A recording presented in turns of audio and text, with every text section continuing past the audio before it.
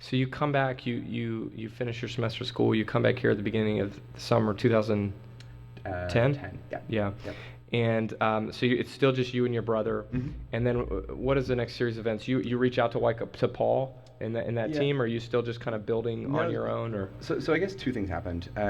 One is, I guess like a lot of startups, we at this point actually still looked at Stripe as very much kind of a side project, in that we were also working on these iPhone apps and whatever, and just like Stripe was another sort of like interesting thing we had going on the side.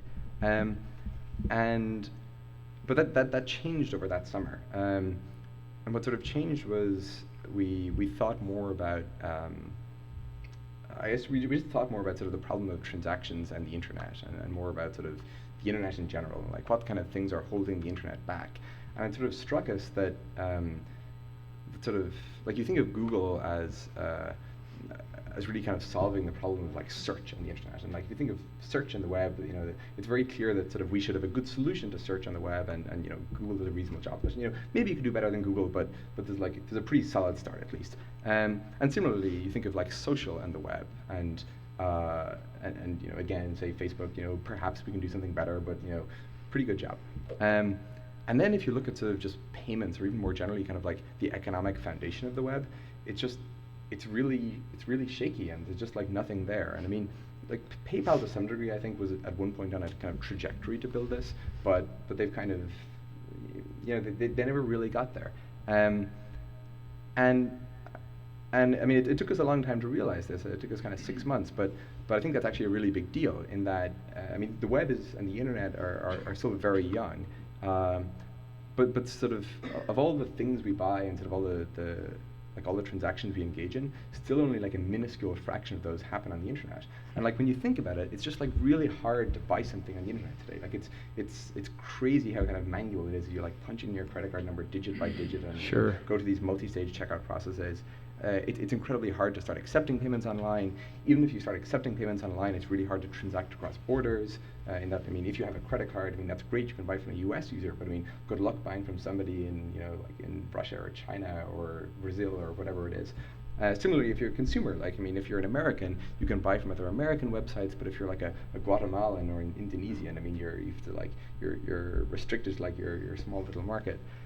And I don't think this is kind of going to remain the case, in that I think that like there will be and there should be sort of like a really robust, reliable, simple, straightforward, powerful like economic layer for the internet. And sort of whether or not Stripe builds that, I think that we sort of realized that at least the problem space is pretty interesting and pretty meaningful. And so, but we were kind of coming at it very much from this this fairly this kind of humble beginning of like building Slicehouse but for payments. We at least became convinced that there's something there, like this might be a somewhat rich theme. Well, what's interesting too is that you didn't start out, you and John didn't sit down and say, you know what, we're going to build a payment platform, right? Yeah. I mean, it actually sounds like you were doing some of these other side projects that were more interesting to you because you're spending more time on it, they were more fun, and then as you continued to think about it as it evolved over time, over a span of 6 or 8 months, it was like, wow, actually, this thing we created has real potential. Yes. And this kind of leads into something I want to talk to you about, because we constantly hear, like, Paul constantly talks about work on big problems. People also talk about work on something you're passionate about. And I wonder, is payments something you're passionate about? I mean, is it? Absolutely. Yes. It is. Yes. I mean, I think that it's so. Like it's the fundamental enabler, as in you're enabling people to make a livelihood, to like get into business. And I think there are actually very few things that are sort of as fundamentally kind of interesting as that.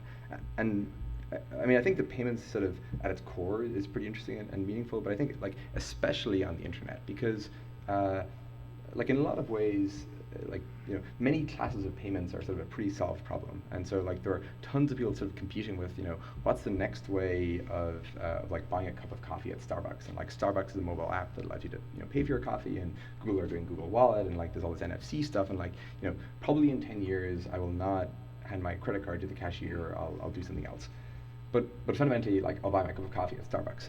Whereas on the internet, a lot of the transactions that are going to happen sort of they've still to be defined. We Sure. still don't really know what's possible and like what things can be built. And to the extent that we sort of make the experience of sort of transacting on the internet better, that just means all this new stuff will be created. And so if we build like the better way of buying up a coffee at Starbucks, the world I think will still look basically the same. Whereas on the internet, when you solve this problem, I think we'll actually have a pretty different internet.